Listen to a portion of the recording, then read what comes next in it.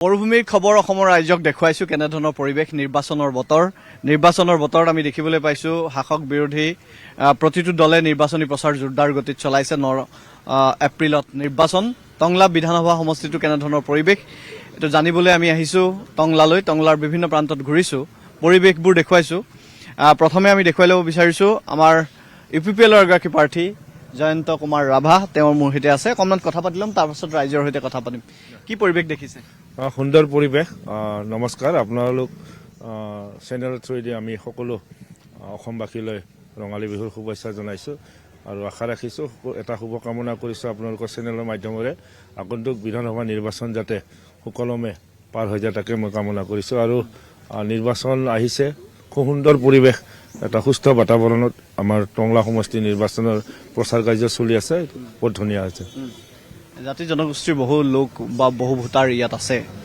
দেখিবলৈ পাইছো এনডিএ যিগৰাকী প্ৰাৰ্থী এগৰাকী শক্তিশালী প্ৰাৰ্থী তেওঁ প্ৰত্যাহ্বান জনাবৰ বাবে কেনেধৰণৰ অন্য কৌশল আপোনালোকৰ হয় প্ৰত্যাহ্বান জনাবলৈ আমি ইউপিপিএল দলৰ সাংগঠনিক ভিত্তি খুব মজবুত আমি যোৱাবাৰ বিটিআৰ নিৰ্বাচনত অকণমান ভোটৰ কাৰণে আমি বহুকেইটা সমষ্টিত আমি পৰাজয় বৰণ কৰিছো বিশেষ আমাৰ ডিফাৰেন্স নাছিলে তথাপিতো বিটিচি নিৰ্বাচন আৰু বিধানসভা নিৰ্বাচন ৰাইজে দুই ধৰণে চিন্তা কৰে লোকসভা নিৰ্বাচন হলে অলপ বেলেগকৈ চিন্তা কৰে তো টংলা সমষ্টি এটা নতুন সমষ্টি একেবাৰে দক্ষিণ ফালে আমাৰ আপোনাৰ মঙ্গলদৈৰ ওচৰৰ পৰা একেবাৰে উত্তৰ ফালে পাহাৰৰ ওচৰলৈ ভূটান পাহাৰৰ ওচৰলৈ এটা বেলেগ ধৰণৰ সমষ্টি ইয়াত মানে তিনিটা বিশেষ অঞ্চল আছে তিনিটা বিশেষ অঞ্চল কলাইগাঁও অঞ্চল টংলা অঞ্চল আৰু পাহাৰৰ ওচৰৰ অঞ্চল গতিকে এই তিনিটা অঞ্চলৰ সমস্যাবিলাক বেলেগ বেলেগ গতিকে ইয়াত সমস্যাবিলাকৰ লগত আমি যিহেতু আমি ছাত্ৰ সন্থা বা ছাত্ৰ সমাজৰ লগত জড়িত এগৰাকী কৰ্মকৰ্তা আছিলোঁ গতিকে এই সমস্যাবিলাক আমাৰ আগৰ পৰাই অনুধাৱন কৰা আছে আৰু ইয়াক খালি সমাধান কৰাৰ এটা ব্যৱস্থাৰ মাজেৰে নিজক সোমাব পাৰিলে যথেষ্ট বুলি ভাবিছোঁ কেনেধৰণৰ আপোনাৰ প্লেন এই গোটেই সমষ্টিটোক আগবঢ়াই নিয়াৰ ক্ষেত্ৰত বহুতে কৈছে যে খোৱাপানীৰ সমস্যা টংলাত বহুত আছে বিভিন্ন সমস্যা আছে তাৰ মূলতে হৈছে খোৱাপানীৰ সমস্যাটো আপুনি যদি কেনেবাকৈ ৰাইজে আপোনাক নিৰ্বাচিত কৰে তেনেহ'লে প্ৰথম তিনিটা কাম আপোনাৰ কি হ'ব কি বুলি কৈছে ইয়াৰ কিছুমান কমন সমস্যা আছে ৰাস্তা ঘাট উচ্চ শিক্ষানুষ্ঠান উন্নত মানৰ চিকিৎসা ব্যৱস্থা খোৱাপানীৰ সমস্যা তাৰ উপৰিও ইয়াত অঞ্চলভেদে বেলেগ বেলেগ সমস্যাও আছে আপোনাৰ একেবাৰে দক্ষিণ ফালে ৰাণীপুখুৰী ভেৰভেৰী বুলি পেলাই এটা মাইনৰিটি ব্লক আছে খুব ডাঙৰ এৰিয়া যথেষ্ট সংখ্যক ভোটাৰো আছে তাৰপিছত সেই অঞ্চলটো ৰাস্তা ঘাট বুলি পেলাই কৰিবলৈ গ'লে একো নাই সেই অঞ্চলটো যেন কোনোবাই অৱহেলা কৰি পেলাই থৈছে এনেকুৱা এটা অনুমান হয় তাৰপিছত আমি কলাইগাঁও চহৰৰ ওচৰলৈকে আহিলোঁ কলাইগাঁও চহৰত ড্ৰেইনৰ ব্যৱস্থা হ'ব লাগে কলাইগাঁও চহৰত ষ্টেডিয়ামৰ ব্যৱস্থা নাই কলাইগাঁও চহৰত ভাল উন্নত মানৰ চিকিৎসা ব্যৱস্থা নাই শিক্ষা অনুষ্ঠান নাই কলাইগাঁৱৰ এটা ডাঙৰ সমস্যা হৈছে ৰাইজৰ যে কলাইগাঁও MB ৰোডৰ এখন ওপৰতে এখন বজাৰ হয় সাপ্তাহিক বজাৰ আৰু ইয়াৰ কাৰণে কলাইগাঁৱৰ বুদ্ধিজীৱীসকলে কোৱা মতে তাৰ কাৰণে বিশেষভাৱে সংৰক্ষিত কৰি এটুকুৰা জেগাও ৰখা আছে ঠাই কিন্তু বহুত আবেদন নিবেদন কৰাৰ পিছতো ব্যৱসায়ীবিলাকেও কৰিছে তাত বজাৰসমূহ কৰা আমাৰ ৰাইজেও কৰিছে যে বজাৰখন তাত চিফ্ট হ'ব লাগে কিন্তু আজিলৈকে চৰকাৰী ব্যৱস্থাই সেইখন চিফ্ট কৰাৰ ব্যৱস্থা নকৰিল টংলা চহৰখন আছে ধূলি মাকুতিৰে পূৰ্ণ এখন চহৰ টংলা ভয়ানক এটা কাৰবাৰ মানে ৰাতিপুৱা স্কুল গ'লে ল'ৰা ছোৱালী যাব নোৱাৰে ইয়াত ড্ৰেইনৰ সমস্যা ইয়াত মানে ষ্টেডিয়ামৰ সমস্যা আছে টংলাত বৰজলা বুলি পেলাই এখন শ্মশান আছে তাত মানে যদি মৃতকৰ সৎকৰ্ম কৰিব লাগে সৎকাৰ কৰিব লাগে তাত 3 ঘণ্টা 4 ঘণ্টামান আগত পৰিয়ালৰ মানুহ গৈ পেলাই চাফা কৰি ল'ব লাগে এনেকুৱা ধৰণৰ ব্যৱস্থাবিলাক ইয়াত আছে গতিকে বহু সমস্যা আৰু ইফালে আমাৰ যিটো উত্তৰ ফালে একেবাৰে ভূটান পাহাৰৰ ওচৰত তাততো হাতী মানুহৰ সংঘাত এটা প্ৰধান মানে এটা সমস্যা ইয়াক কেনেধৰণে আগবঢ়াই লৈ যাব বিচাৰিছিল যোৱা প্ৰতিনিধিবিলাকে আমি এতিয়ালৈকে আমি ধৰিবই নোৱাৰিলোঁ এনেকৈ সমস্যা হৈয়ে থাকিল তাত ৰাস্তা ঘাট বুলি পেলাই ক'বলৈ গ'লে বহুত ডাঙৰ নদী আছে তাত ব্ৰিজৰ অৱস্থা নাই ব্ৰিজ নায়ে ৰাস্তাটো নাই ব্ৰিজটো নাই ৰাস্তাও নাই আৰু সেনেকুৱা সৰু তাত খোৱাপানীৰ সমস্যাটো বেছি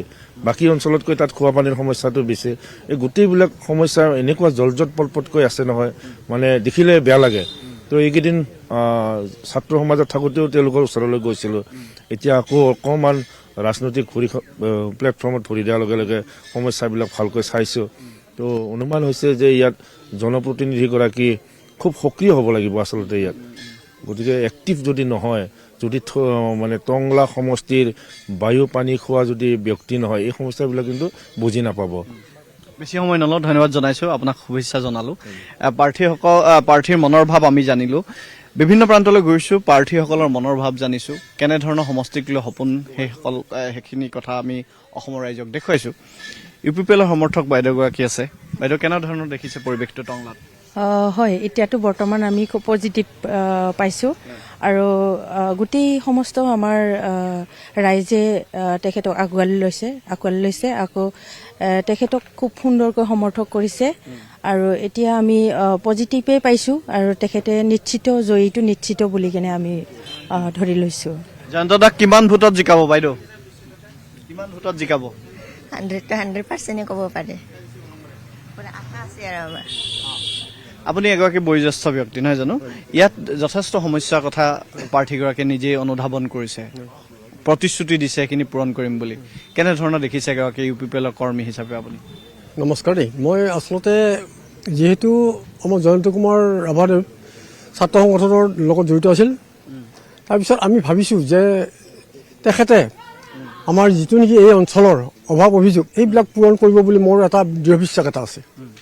কাৰণ তেখেতে নিজে প্ৰেক্টিকেলি তেখেতে ঘূৰিছে আৰু বৰ্তমান ময়ো ঘূৰিছোঁ আৰু আমি প্ৰত্যেক চুবাই ঘূৰিছোঁ। আমাৰ তেখেতৰ যিটো নেকি বৰ্তমান ফিল্ড, এই ৰাজৰ যিটো নেকি সমৰ্থন, এই সমৰ্থনটো যথেষ্ট আগবাঢ়িছে। NDA প্ৰাৰ্থীগৰাকী কেনেকুৱা? NDA প্ৰাৰ্থীগৰাকীৰ পাৰ্টি হিচাপে ঠিক আছিল, কিন্তু প্ৰাৰ্থী হিচাপে তেখেতৰ কিছুমান বেকগ্ৰাউণ্ডৰ মানে অপপ্ৰচাৰ হৈ আছে। গতিকে তেখেতৰ কিন্তু এই মানে পাৰ্টি হিচাপে তেখেতে কিন্তু জয়ী হোৱাৰ সম্ভৱ নহয়। টংলাবাসীয়ে তেওঁক নিবিচাৰে, তেখেতক কোনো কাৰণত নিবিচাৰে, কাৰণ তেখেতৰ যিটো নেকি এই নৈতিক ব্যৱহাৰ মানুহৰ ৰাইজৰ লগত যেনেকুৱা ব্যৱহাৰ কৰিবলৈ তেনেকুৱা ধৰণৰ ব্যৱহাৰ তেখেতৰ বৰ্তমান নাই। তেখেতৰ হাত চোৱাৰ লগে লগে তেখেতে পকেটৰ পৰা ৰুমাল এখন ওলাই চেনিটাইজাৰ লগাই পেলাই লগে লগে এনেকৈ সোমায়। গতিকে এইবিলাকৰ কাৰণে জনসাধাৰণে যথেষ্ট মানে তেখেতক অলপ বেয়া পাইছে। কি ক'ব? হয়, আমি বহুত উৎফুল্লিত হৈ আছোঁ, 9 তাৰিখটো অপেক্ষা কৰি আছোঁ। আমি নিশ্চিন্তভাৱে জয়ন্ত কুমাৰ ৰাভাদেৱক সকলো টংলাবাসী ৰাইজে ভোটদান প্ৰদান কৰিব আৰু আমি 4 মেলৈ আমি বিজয় ধ্বজা বজাবৰ কাৰণে সম্পূৰ্ণ প্ৰস্তুত হৈ আছোঁ, সাজু হৈ আছোঁ। নিশ্চিন্তভাৱে আমাৰ জয়ন্ত ৰাভা তাত জয়যুক্ত হ'ব। এয়া UPPL সমৰ্থকৰ মন্তব্য দৰ্শকসকলে শুনিলে। প্ৰত্যেকটো স্থানলৈ গৈছোঁ, একেখিনিয়ে কথা আমি দেখিবলৈ পাইছোঁ। আমি ভিতৰলৈ যাবলৈ যত্ন কৰিম, আমি কাৰ্যালয়ৰ ভিতৰলৈ সোমাই যাবলৈ যত্ন কৰিম। নিৰ্বাচনীৰ বতৰ, এয়া প্ৰত্যেকজন লোক অত্যন্ত ব্যস্ততাৰ মাজতো কিছু কথা পাতি লৈছোঁ, আমি কথা পাতিলৈ যত্ন কৰিম। অকণমান আগবাঢ়ি আহিব। কেনেধৰণৰ পৰিৱেশ দেখিছে? আমি কেইবাটাও সমষ্টিত ঘূৰিছোঁ, NDA প্ৰাৰ্থীও যথেষ্ট শক্তিশালী ৰূপত তেওঁলোকে প্ৰচাৰ অভিযান চলাই আছে। আপোনালোকৰ প্ৰাৰ্থীগৰাকী হৈ কেনেধৰণৰ প্ৰচাৰ চলাইছে? আমাৰতো খুব সুন্দৰ বুলি ক'ব লাগিব। তো আজিৰ তাৰিখত আমি ডিক্লেয়াৰ দিব পাৰোঁ যে UPPL কেণ্ডিডেট জয়ন্ত ৰাভা জিকাটো নিশ্চিত বুলি। কাৰণ আমি ক'ব বিচৰা নাই মিডিয়া আগত আমি কেনেধৰণৰ কাম কৰি আছে, কিন্তু আমাৰ ষ্টাইলটো অন্য আগতকৈ বেলেগ ধৰণৰ কাম কৰি আছোঁ আমি। তো জিকাটো আপোনালোকে গম পাব। আণ্ডাৰগ্ৰাউণ্ড আছে মানে এইবাৰ আণ্ডাৰগ্ৰাউণ্ড ভিতৰি কিছু ৰণকৌশল আমি আগতেও দেখুৱাইছোঁ বহুতবাৰ যে এইবাৰ প্ৰমোদ বড়োৰ নেতৃত্বত নতুন নীতি, নতুন কৌশলেৰে বড়োভূমিৰ এইবাৰ বিধানসভা নিৰ্বাচনত প্ৰাৰ্থীসকলক থিয় কৰোৱা হৈছে। নতুন ৰণনীতি বুলিলে ইয়াত কি পৰিৱেশটো দেখিছে? কেনেধৰণৰ ৰণনীতি ইয়াত জয়ন্ত দাক জিকাবৰ কাৰণে? ৰণনীতি বুলি ক'লে ৰণনীতি তেনেকুৱা বহুত ৰণনীতি আমিতো মানে তৈয়াৰ কৰিবলগীয়া হোৱা নাই এইবাৰ। এইটো কাৰণে কৰিবলগীয়া হোৱা নাই, জয়ন্ত ৰাভাক সকলোৱে জানে, টংলা সমষ্টিৰ বাসী ৰাইজে। গতিকে তেওঁ আৰু বহুত ৰণনীতি তৈয়াৰ কৰি ইয়াতে একো মানে আমাৰ মানে নহ'ব, সুবিধা নহ'ব। গতিকে তেওঁ নিজে এবাৰ মানুহখিনিক মাত দিলে বা এবাৰ গাঁওবিলাকত এবাৰ দেখা দিলে হৈ যায়। খুব তেওঁ জনপ্ৰিয়, খুব ভাল মাটিৰ মানুহ বুলি বহুতে কৈছে। এইটোৱেতো তাকে ক'ব বিচাৰিছোঁ মই, মানে মাটিৰ মানুহজনকেই ৰাইজে এবাৰ দেখা দিলে তেওঁৰ হৈ গ'ল। আৰু বহুত ইয়াত ৰণনীতি তৈয়াৰ কৰিবলগীয়া টংলা সমষ্টিত নাই।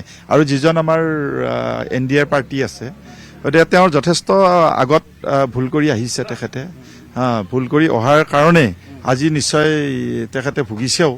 গতিকে আৰু ভৱিষ্যতেও ভুগিব এইটোৱে আৰু ধন্যবাদ জনাইছোঁ। এয়া আছিল নিৰ্বাচনৰ বতৰ আমি অসমবাসী ৰাইজক জনাইছোঁ। বৰভূমিৰ খবৰ অসমবাসী ৰাইজক দেখুৱাইছোঁ। নিৰ্বাচনৰ বতৰ 9 তাৰিখলৈকে আচলতে নিৰ্বাচন 9 এপ্ৰিলত নিৰ্বাচনৰ বাবে এইদৰে সাজু হৈছে শাসক বিৰোধীসকলো। এইবাৰ কিন্তু সঁচাকৈ বৰভূমিত এখন খেলা হ'ব, যিখন খেলা BPF আৰু UPPLৰ মাজত হ'ব বুলি ৰাইজে কৈছে আৰু সেই পৰিৱেশবোৰ আমি দেখুৱাবলৈ যত্ন কৰিছোঁ।